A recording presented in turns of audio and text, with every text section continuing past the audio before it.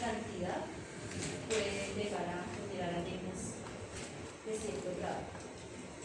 Y ellos tienen una característica, por lo menos los tipo micoplasma, que es que ellos bajan carga, pero de un momento a otro suben. Hay reportes en los que dato positivo a micoplasma, se toma cuadro hemático en la mañana y se ven 2 o 3 nomás, cuadro hemático en la tarde del mismo paciente, están llenos los eritrocitos. Recuerden que en el vaso se genera toda esa reserva, eso es dinámico. Por eso también cuando a uno le dicen, bueno, vamos a hacer un diagnóstico de hemotrópicos solamente con un extendido de sangre capilar, sensibilidad es muy baja, sensibilidad. Entonces siempre es mejor echarle mano a unas pruebas más moleculares o lo que sea para revisar. Ahora tenemos aquí canino. Canino es micoplasma. ¿Vale? ¿Qué pasa? En los caninos no es que sea el pan de todos los días que van a comprar micoplasma, es muy raro. Pues, no es deporte de todo el tiempo, pero se encuentran. Y se pueden encontrar solitos, únicos o en cadenas. Entonces, pues en cadena. El micoplasma tiene esa característica, puede estar solitario o en cadena. Ahora, tenemos por acá bovino.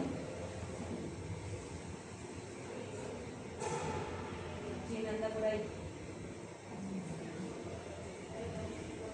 El apellido es marginal. Anaplasma.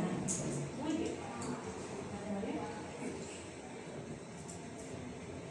También genera esas molestias. Otro que está ya ligado total es al eritrocito.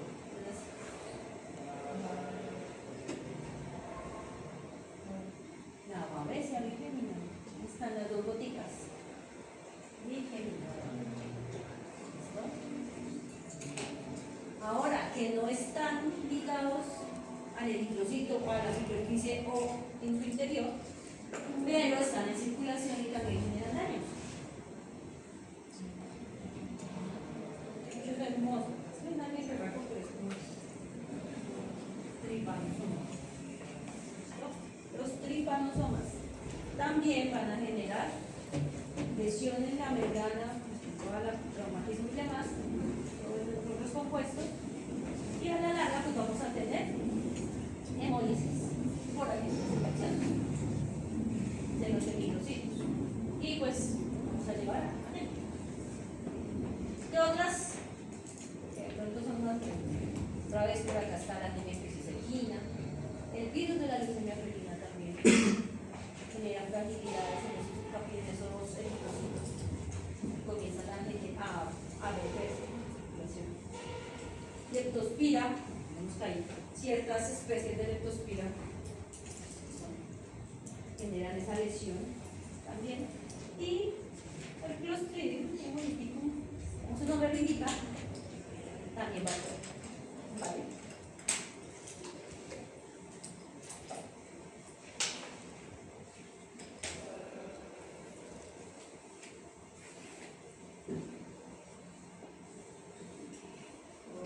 Bien, esta es una lista chiquita.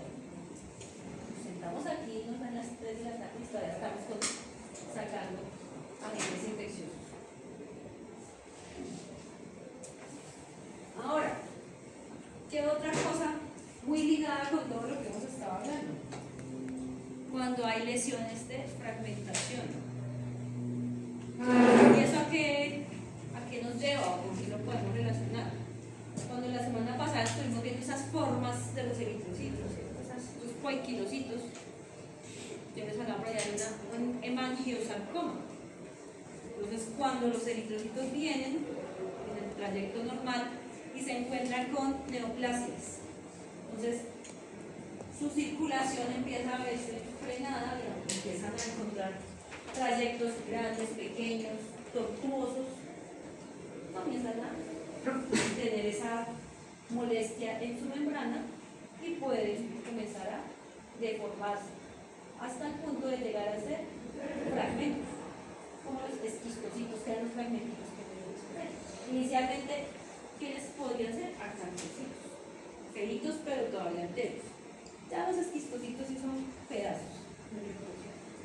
¿Vale? Enfermedades vasculares, como por ejemplo la glomerulonefritis. ¿Qué característica tiene el glomérulo de todas las especies? Andy, ¿ustedes cómo me describen un glomérulo?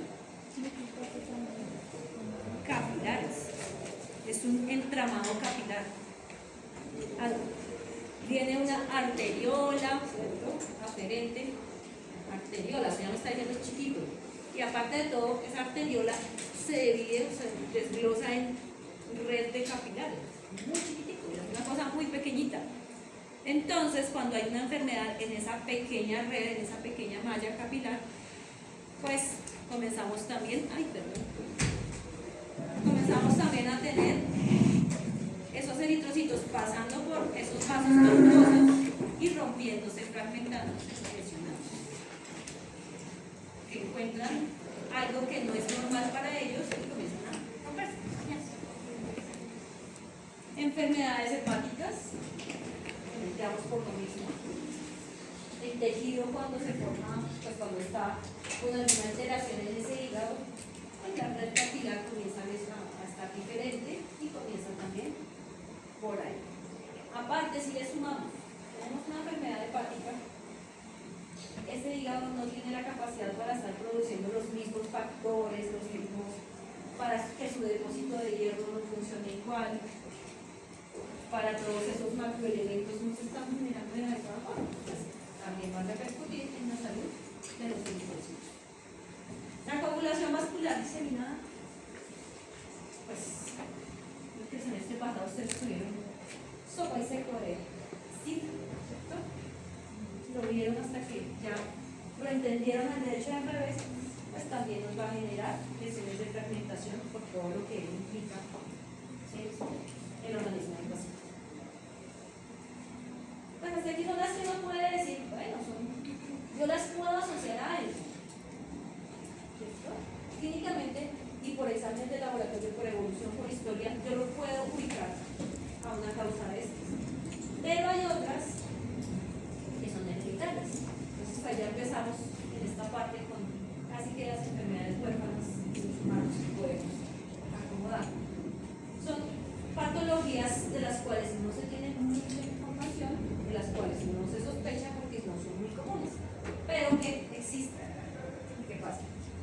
Entonces, cuando ustedes tengan, ya han descartado de todo lo que le puede pasar, no es infeccioso, no es antígeno en el cuerpo, no tiene una hemorragia ni aguda ni crónica ni de ningún sentido tiene hemorragia en mi paciente, el hígado lo veo bien, no tiene ninguna enfermedad vascular, no tiene ninguna neoplasia. Yo descarté todo, pero mi paciente sigue con anemia. Y me siguen reportando cantidades de quistocitos y no puedo controlar los números. Entonces, ¿yo qué hago? Pensar en las enfermedades huérfanas. Ya descarté todo. Entonces comienzan a revisar, ¿será que tiene una deficiencia ya que sea hereditaria? Puede ser. Es lo bueno que no es común. ¿Por qué digo lo bueno? Porque pues, no es lo primero que uno piensa para llegar a ese diagnóstico. Tiene que haber pasado exámenes, tiempo y demás.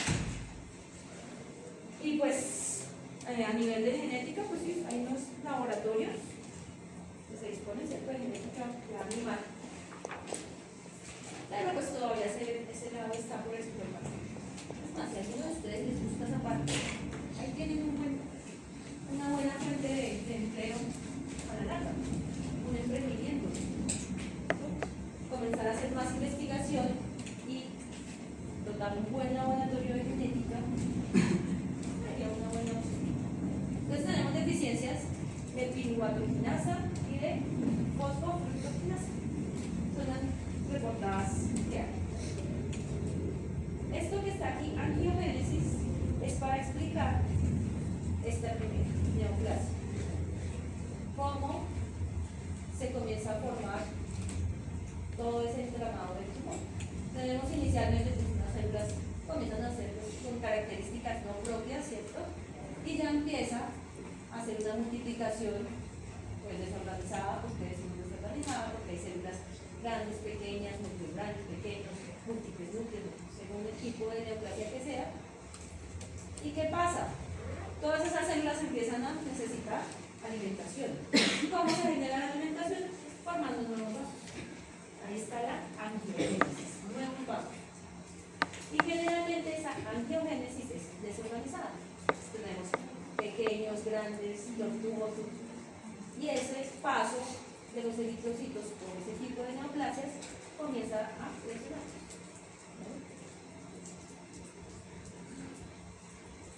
El otro gran grupo que tenemos, tercer gran grupo, la división, ¿cierto? Tenemos alteración en la maduración. Sabemos que los eritrocitos dentro de la médula ósea, cuando están en su maduración, aún tienen núcleo. Entonces, en ese ambiente medular podemos encontrar dos posibilidades, que tengamos alteraciones en el desarrollo de ese núcleo o alteraciones en el desarrollo del citoplasma del eritrocito. Cuando son alteraciones en el núcleo, obviamente según una especie, las cosas que podemos resaltar es el virus de la leucemia felina. En todas las especies deficiencias vitamínicas, especialmente en el B12, ¿cierto? Y ácido fólico. Y vamos a observar que ese tipo de eritrocitos tienden a ser grandes. ¿Por qué? Porque no tuvieron la maduración completa. ¿Qué dijimos cuando hablamos de la hematopoiesis? Siempre empezamos con una célula grande y a medida que iba madurando se iba volviendo más pequeño.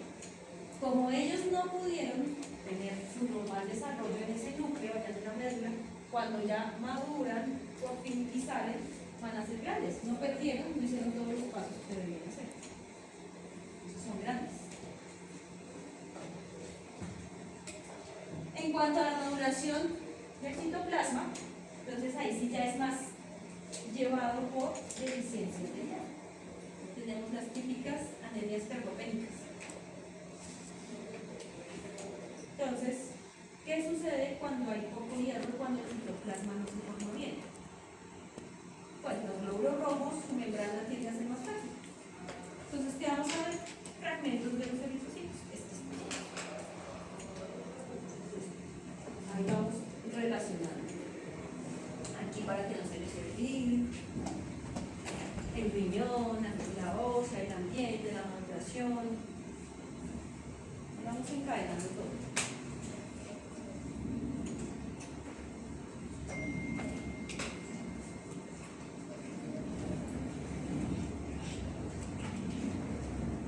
Alteraciones en esa maduración.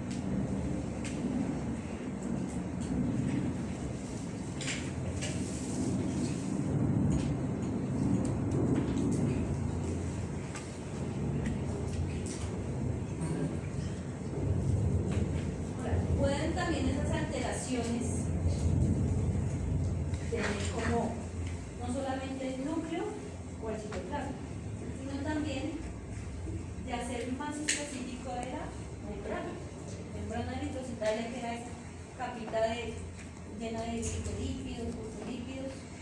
Ahí podemos también tener problemas. Estamos aquí hablando de asuntos heredados. Bueno, ustedes tenían por ahí una tarea de los folículos, ¿no? Claro que sí. ¿Quién me cuenta? Estomatocitos. Estomatocitos y dactiocitos. Eso. Pues los dactiocitos es más que todo por daño. Entonces decía que cuando salían de la médula pues había un daño y pues al salir se lastimaban y quedaban así. O también podría ser en la manipulación de la muestra. Pues los dactiocitos, esa lágrima. La lágrima o la gota. Entonces, se deforman desde su origen, ¿cierto? ¿Cómo yo distingo que fueron que en mis sentidos estoy observándolos porque vienen desde el paciente así o porque yo los tengo? ¿Cómo los distingo? Una forma simple. A ver, mis 30 cabezas pensando.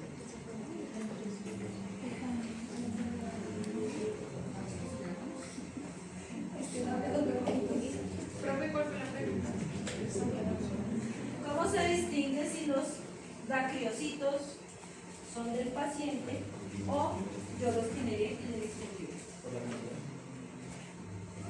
Bueno, uno puede tener cantidad, pero ¿qué más? ¿Qué más hay? Como por la mano, mala mano.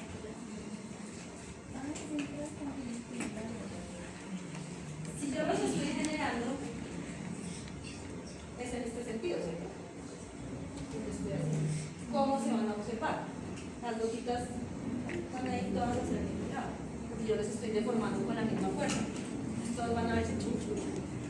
Si son del paciente, yo no estoy deformándolos, ellos ya vienen así, puedo ver unos para arriba, para abajo, para un lado, para el otro. Y así, por la dirección de la gotica.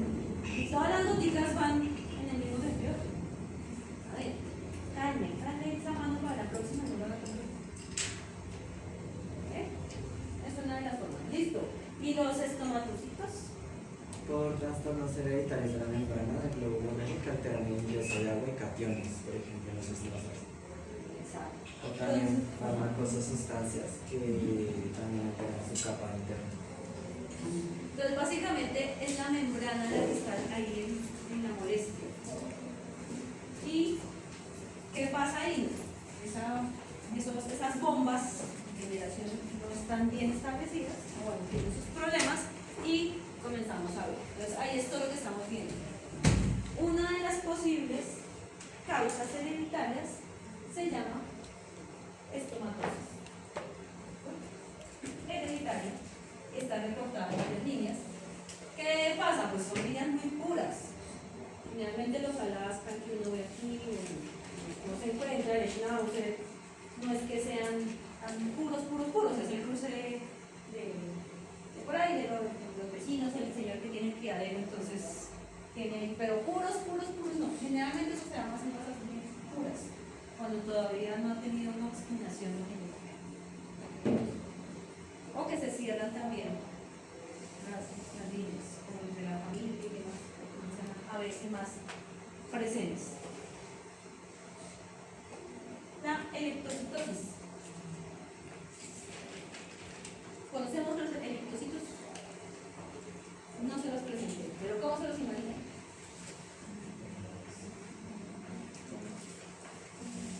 pues elipsoidal, ¿no? Muy bien. Son elipsoidales. Entonces, hagan de cuenta, o sea, si ustedes ahorita busquen glóbulos rojos de los camélidos. Glóbulos rojos de camélidos.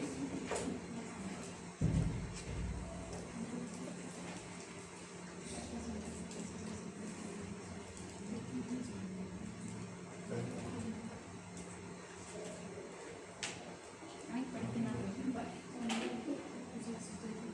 ¿Cómo son los glóbulos rojos de los camélidos? Pero eso es algo que ya se tiene entendido que es por la evolución de las especies. Que por lo menos aquí los camélidos suramericanos, ¿cierto? ¿Ellos dónde viven? ¿En la costa o en lo más alto de la montaña? en las cordilleras. En las cordilleras, en montaña. En teoría eso es una adaptación que se generó para que el glóbulo rojo tenga más superficie para tomar oxígeno a grandes alturas. Y por ejemplo en el desierto. Pues esto es la teoría. Vale, esa es la explicación. Más así como conocido. En el desierto creo que es para guardar y almacenar más agua, ¿no? Se supone que los eritrocitos tienen más espacio para... Podría ser también una adaptación como para que sea no por el oxígeno, sino para tener más leche en el desierto. Puede ser. ¿Listos?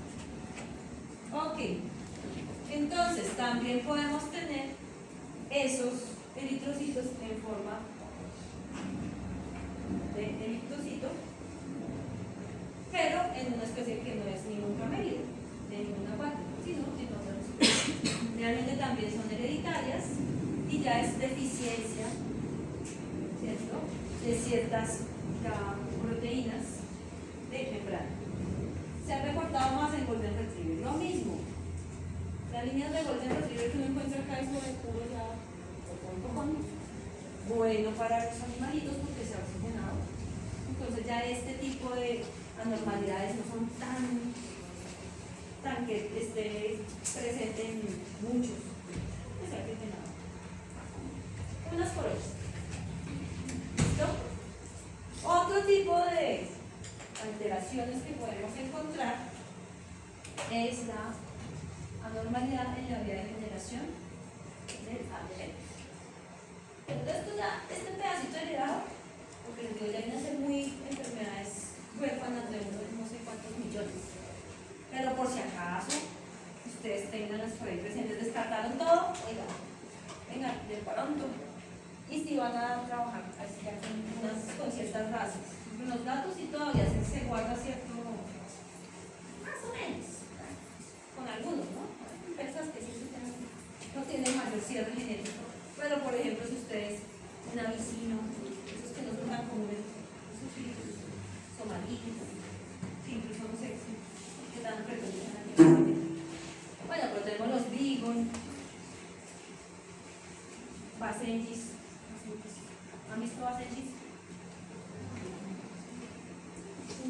Son razas que no son tan comunes, pero cuando los vean en algún momento, acuérdense por allá que ellos sí, como no son tan comunes, pueden tener todavía líneas muy cerradas, entonces por ahí puede andar el problema del paciente. ¿Sí? Puede ser pues por cualquiera de las que vimos anteriormente, ¿cierto? Y aquí ya están pues las razas más reportadas. No se les estresen, yo no les pregunto, díganme las 4 razas predispuestas de la deficiencia del virus. Yo no les pregunto eso. Esta información sobre este pedacito sobre todo es muy buena información de ustedes, para que ustedes lo usen en su práctica.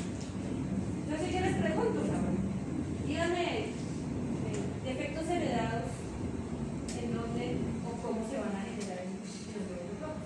Ay, no puede ser con la membrana, puede ser con lo que es. Más que se pongan a aprenderse y a estudiar, tienen que saber todas las razas. Porque ahorita ya empiezo a ver cajas de reflexión con el tema.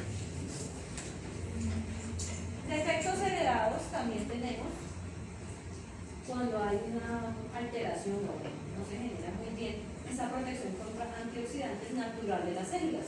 Estamos hablando de los eritrocitos, pues ahí es donde no se genera bien. ¿Y qué es lo que pasa? Hay deficiencia de la glucosa 6-fosfato deshidrogenasa. Aquí ya pasamos como a otras especies.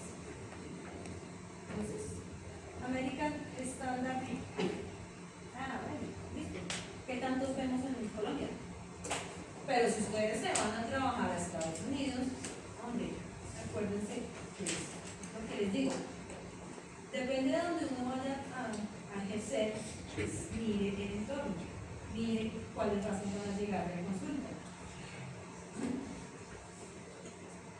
Tenemos por acá deficiencias de flavina, anemina y nucleótido. Y los equinos gustan. Depende de donde yo vaya a estar, puede ser que llegue a un criadero de Mustang. O puede ser que en mi vida nunca haya visto un Mustang, no lo voy a ver. Todo depende. Pero tengan presente razas específicas. Y estas sí sabemos que en equinos, si estamos hablando de genética, ya es otro cuento, es el cruce es diferente. Anormalidades en la maduración del ADN. Anemia diseritropoyética congénita. En Hereford. No son razas tan que uno no puede encontrar la raza. Y resulta que como todo en la vida hay defectos que no se pueden pues, caracterizar específicamente esto o lo otro. faltan estudios, faltan muchas cosas. ¿De quiénes? Porque realmente sí ya son más como reportados en pequeños, perros, gatos, de ciertas razas muy puntuales. Es lo mismo. Ustedes o sea, conozcan bien lo que estamos hablando con el efecto heredado, más no matarse la cabeza aprendiéndose las bases.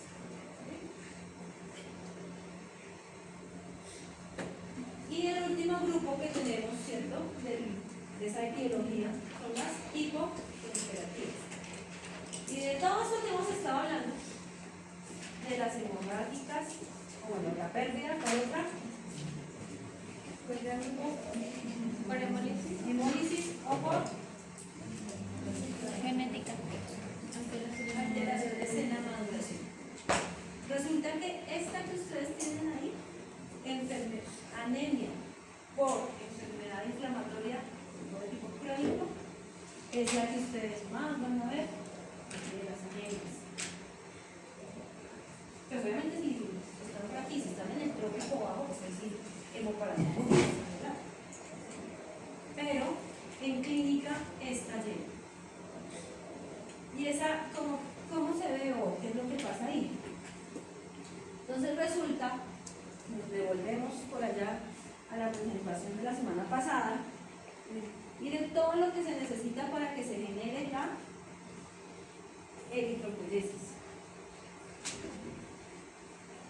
La eritropoyesis se ve afectada cuando hay suprimida más bien, cuando hay gran cantidad de citoquinas, de interleuquinas en el torrente y que lleva a una enfermedad inflamatoria. Pues cantidades enormes de citoquinas. Entonces lo que hace es una supresión de la eritropoyesis. Esa cantidad de proteínas inflamatorias.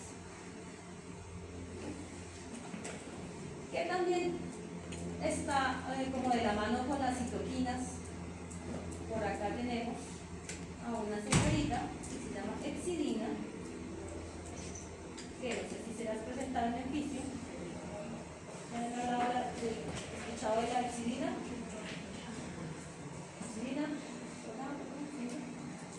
Entonces hay un artículo muy lindo en TIPS, que es el del trabajo que tenemos para la otra semana. ¿Vale? Ahí les van a hablar, es un artículo de todo el metabolismo mediano, específicamente en pacientes con enfermedad renal. Y hay un buen fragmento que les habla de la exidina. Entonces, si ustedes entienden quién es la exidina, cómo funciona, cómo se relaciona en esa dinámica con el metabolismo del hierro, van a hacer todo el entendimiento y todo el aprendizaje de esta enfermedad inflamatoria. Entonces, es de las más comunes que ustedes encuentran. Enfermedades inflamatorias crónicas, pongan pues, a la orden del día en una clínica veterinaria de la especie que sea. ¿Cierto? Entonces, ese ya ahorita les explico a fondo cómo es que lo que vamos a hacer. ¿Qué va a pasar con esa enfermedad inflamatoria, con esa cantidad de interleuquinas que está llegando a la médula a afectar directamente a los eritrocitos? Que va a disminuir la vida media del eritrocito. No se puede llevar el tiempo, todos los nutrientes, todas las cositas no se generan de la buena manera adecuada. Entonces, comenzamos a ver eritrocitos que tienen una vida media más corta de lo que hablamos la semana pasada. ¿Y con qué lo vamos a relacionar? Con lo que ustedes quieran. ¿Cuál es el que se lleva aquí las palmas? Si ustedes quieren entender esto, con el biómetra o parvovirosis. Ustedes quieren entender la enfermedad inflamatoria crónica, biómetra, enfermedad inflamatoria mineral, parvo. Lean mucho de parvo y se repite todo el mecanismo, toda esa cascada de lo que generan, ahí vamos a empezar a entender.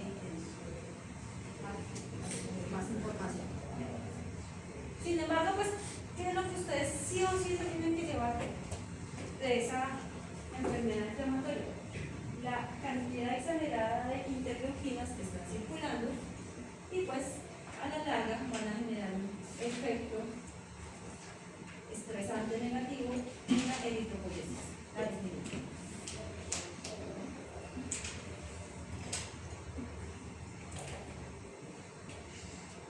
¿Qué otra cosa puede pasar para que en esa médula comiencen a disminuir los eritrocitos? Pues que no se produzca la cantidad suficiente de eritrocitos. Lo que hemos estado hablando todo el tiempo, eritropoyetina. Si no se produce la cantidad suficiente, pues básicamente voy a tener poca producción de eritropoyetina, lo cual va a llevar a que se produzcan pocos eritrocitos, lo cual va a llevar a que yo observe una anemia. Todo está acá. Entonces, reducción de eritropoyetina, una enfermedad renal. O sea, el riñón está enfermito, no puede producir la cantidad de eritropoyetina suficiente. Se ve bajo. Eso es totalmente lógico, esperado. En un hipotiroidismo, ¿cuál es el mecanismo? ¿Qué opinan?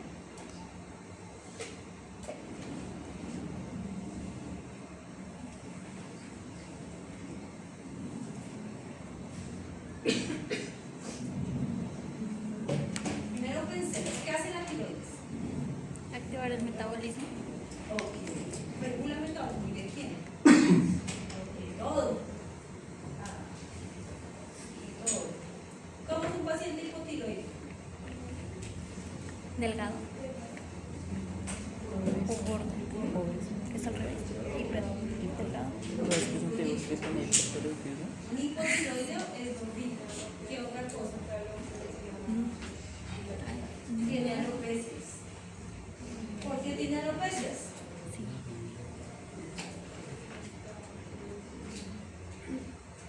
Porque se genera una interrupción en el ciclo normal del pelo. Que si no hay suficientes hormonas para que ese pelo crezca, pues comienza a quedarse interrumpido todo ese proceso. Alopecias. Si no hay alopecias, o bueno, incluso con alopecias, el pelo se pone como de cachorrito, melanoso. ¿Por qué? Porque simplemente todo eso queda quieto, aparte del pelo. Listo. Está gordito, tiene alopecias, tiene el pelito de cachorro. ¿Es activo?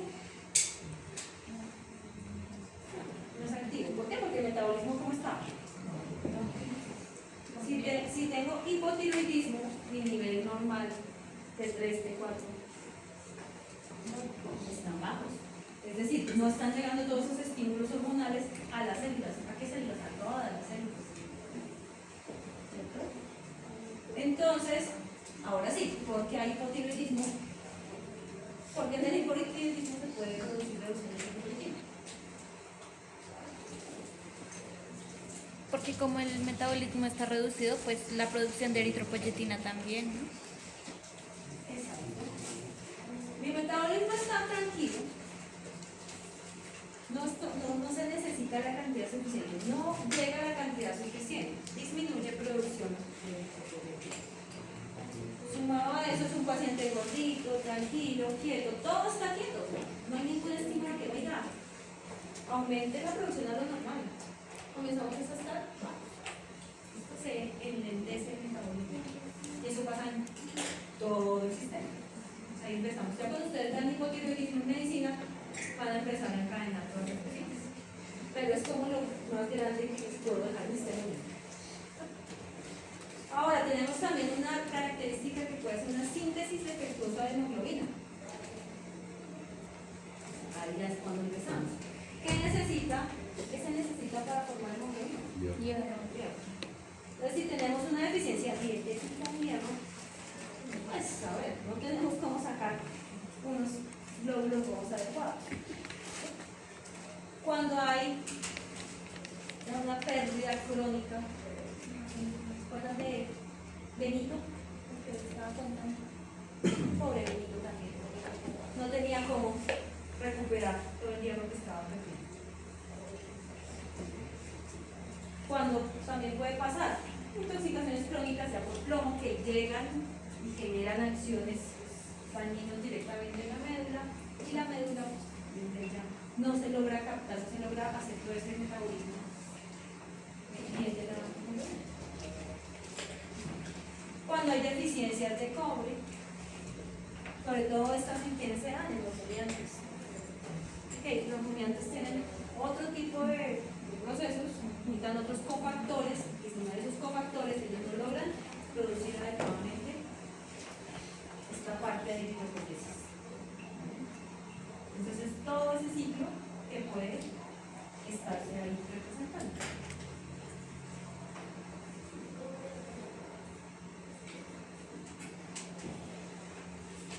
Para que no se les olvide en dónde va a ser esta la tiroides, con sus dos alitas, sus dos lóbulos, las hormonas a dónde van a ir a actuar: músculo, hígado, intestinos, corazón, el vaso, los pulmones, ovarios, riñones, y aquí falta. Y toda la parte de cutáneo también va para allá. Huesos, pues, un hipotiroidismo extremado.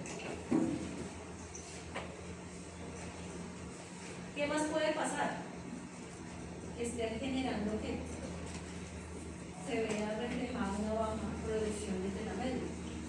Pues una toxicidad. ¿Y esa toxicidad cómo se va a expresar? Como una lesión oxidativa sobre las células que están ahí. Todos entendemos lo que es la lesión oxidativa, ¿cierto? Por si acaso aquí les dejo los radicales libres para que vuelva ahí el conocimiento con esa flor otra vez. Causas que pueden ser de toxicidad celular. Infecciosas. Hay unas van a compartir de los que ya vimos, vamos a introducir una lista larga. Acá, pero causas infecciosas que lleguen a ser toxicidad celular. Ingestión de algunas especies, sobre todo en, pues es más visto en microcelulantes y demás, aunque también es pequeños. Intoxicación por cebolla. Venga, los eritrocitos se van a ver afectados. Toxicidad por acetaminofén. La sabemos ya, ¿cierto? Zinc, ya estamos hablando de más pasturas o bueno, vegetación, más mirarse rojo. Plantas específicas, como los de la familia de Nacardo, también van a afectar a los caballos. Intoxicación por cobre, más específicamente en los problemas. Y los nitratos en claro. Todas estas son lesiones oxidativas que pueden llegar a generar una disminución de la producción de eritrocitos desde la médula.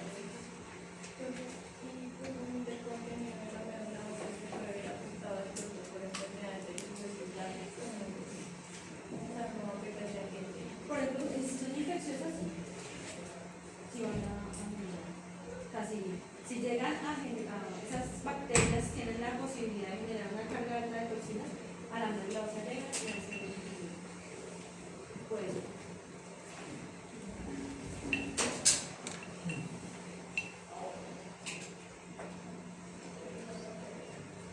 Ahora medicamentos, estamos por ahí, estamos como hablando un poquito en la mañana de la eritropoyetina. ¿Cuándo yo aplico eritropoyetina en un paciente? ¿Cuándo voy a decir, oiga, vamos a aplicarle eritropoyetina a Tomás, el perrito, que tiene una anemia? Pues cuando de pronto yo ya, o sea, no es una anemia tan grande como para decir, yo voy a hacer una perfusión, pero necesito estimular la médula, pues a ver cómo funciona. O ya sé que Tomás tiene una enfermedad renal, bueno, no está produciendo suficiente eritropoyetina, le doy un estímulo externo. ¿Vale?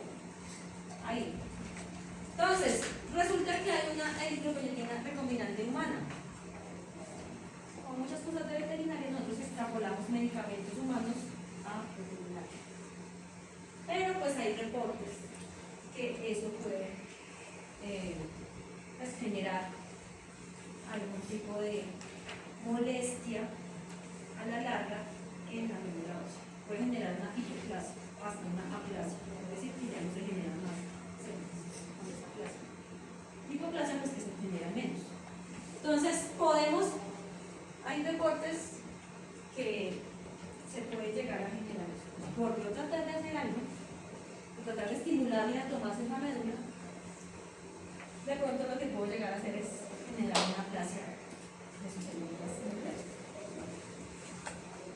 Pues, son medicamentos que se usan, sí, pero se usan en situaciones muy específicas porque yo ya traté esto, ya le traté lo otro, no son de primera mano.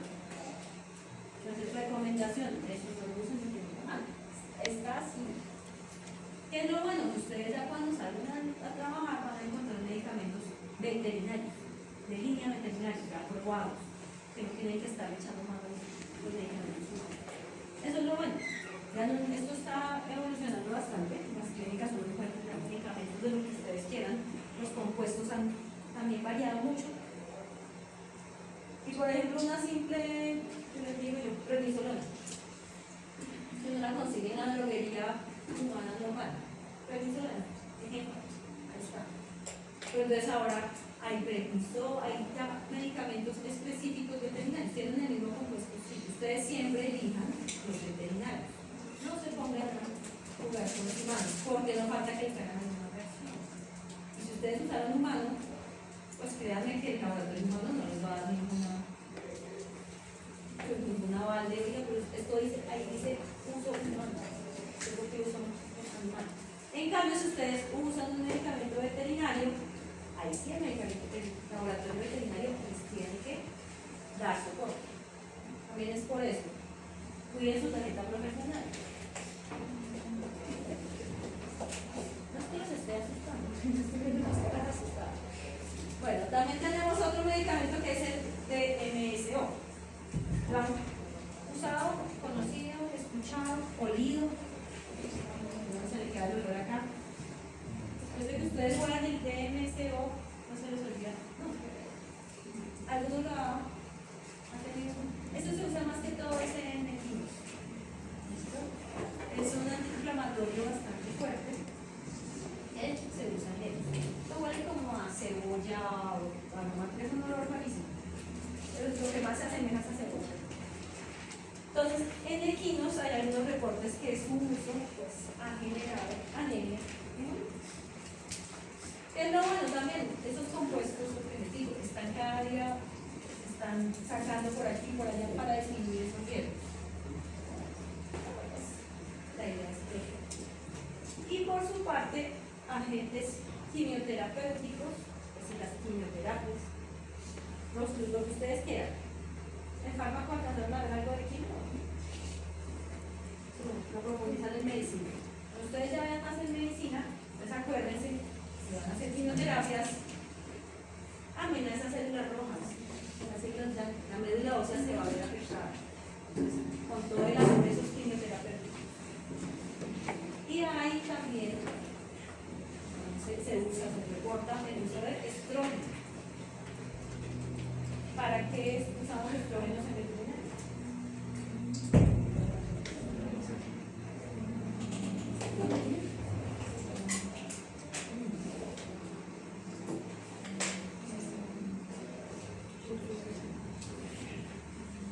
Lo bueno es que en este momento, o sea, en este momento, y en el medio donde estamos ya casi no se usa. Antes se usaba mucho para modular el ciclo extracto de todos los caninos para que no entraran en serio. Era como ahí progestando. ¿Qué sucede? O también en hormonas en general. Cuando hubo una monta no deseada en caninos. Entonces después se le ponen medicamentos para abortarse. Después de cierto tiempo, unos 30 días, se pueden administrar medicamentos para cortar esa belleza.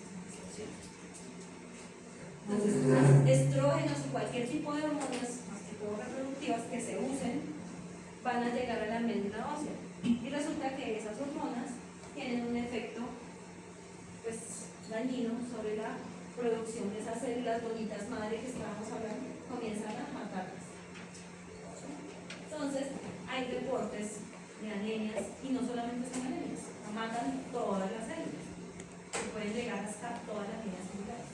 blancos, plaquetas, van a verse afectados por el uso de hormonas en los pacientes, en los pacientes.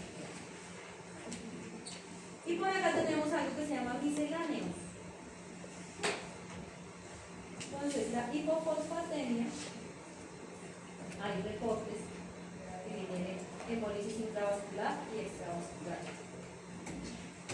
Entonces, por acá tenemos una enfermedad que sí, ustedes se dedican a clínica de pequeños, en algún punto la van a tratar. Diabetes mellitus. ¿Cierto? Diabetes mellitus, pues sabemos que hay dos tipos, insulino dependiente, no insulino dependiente, ¿cierto? Si están tratando la insulino dependiente, obviamente vamos a insulina, ¿vale? Y hay reportes que el uso de la insulina pues ha generado un tipo de anemia, desbalances específicos, ¿no? Porque se nos baja. Entonces, ¿qué sucede? Lo mismo. En este momento ya no tienen que esperar a graduarse, ya hay en el mercado insulina veterinaria.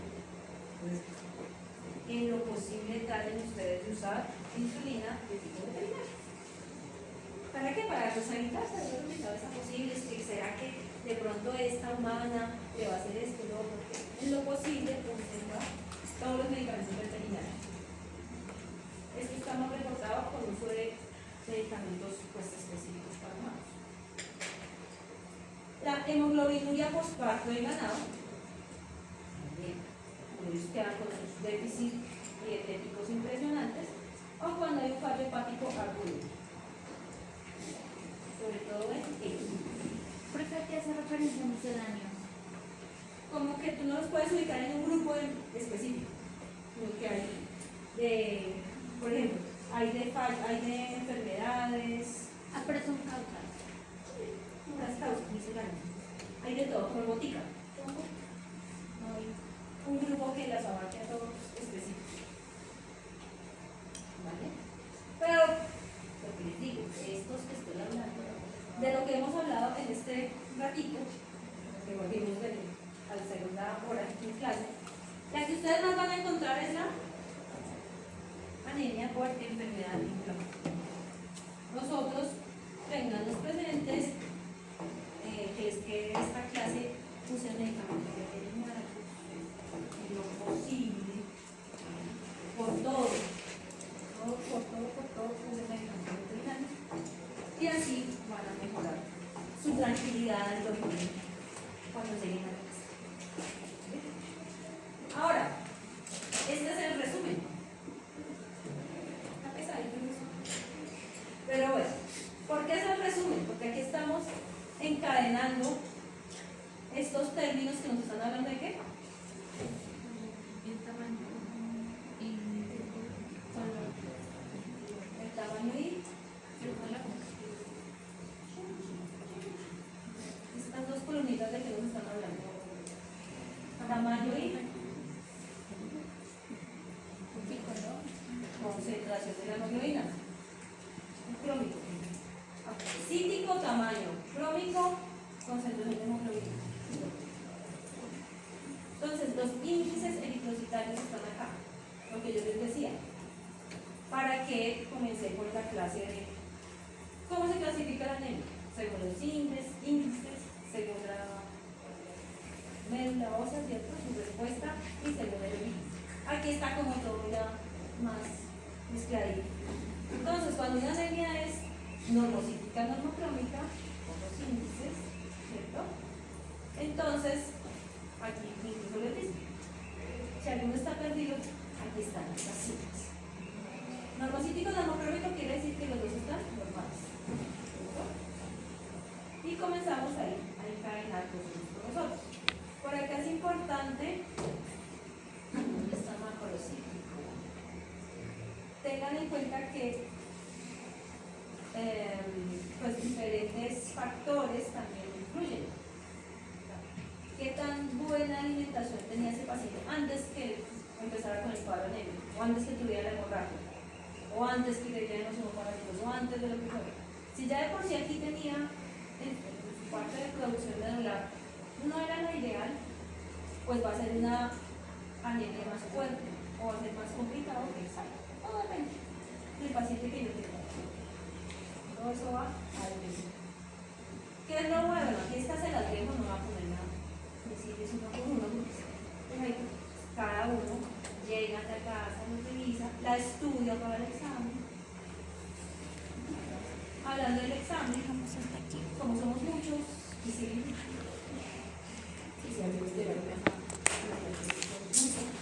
entonces yo les había contado que el examen es oral, ¿cierto? Pero pues yo puse a hacer cuentas y con los 35 que tenía hasta la semana pasada en lista, que ya no me alcanzan 5 minutos para hacerles a cada uno en 2 horas la evaluación. No alcanza, me va más. 35 por 5 no alcanza a ser 120. No lo logro. ¿Cierto? Entonces vamos a pasar por grupitos.